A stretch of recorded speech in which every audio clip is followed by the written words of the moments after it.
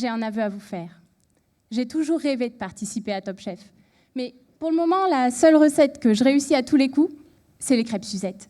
Vous savez, celles qu'on fait flamber. Alors c'est parti. Je prépare ma pâte à crêpes, je prépare ma sauce Suzette et j'arrose généreusement ma crêpe avec la sauce. Mais attendez, où est donc passée cette odeur si typique? Moi qui me vantais de réussir cette recette à tous les coups, c'est loupé. J'ai oublié l'essentiel, le Grand Marnier. Mais d'où vient donc son arôme si reconnaissable? C'est comme ça que j'ai décidé de mettre mon nez dans l'alambic et de distiller des informations pendant 3 ans. 3 ans pour percer l'arôme secret du Grand Marnier. Alors, vous allez me dire, il a pourtant déjà une recette bien élaborée, non, ce Grand Marnier?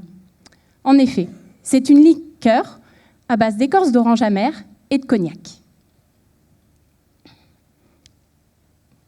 Et comme je tiens à réussir mes crêpes Suzette à tous les coups, la régularité du produit final est essentielle. C'est pourquoi je cherche à déterminer quelles sont les caractéristiques aromatiques de ces écorces d'orange qui proviennent des Caraïbes et qui assurent la pérennité de l'arôme du Grand Marnier. Pour cela, j'utilise une technique basée sur l'identification des molécules odorantes. Son petit nom, dans notre jargon des chimistes en blouse blanche, c'est GC-MS olfactomètre. Alors, la partie GC, c'est pour identifier les molécules odorantes. La partie MS, c'est pour identifier les molécules odorantes. La partie GC, c'est pour les séparer.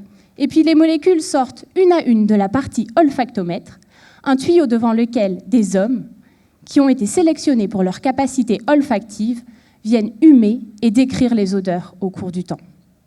À vue de nez, l'arôme du Grand Marnier est composé d'une centaine de molécules odorantes.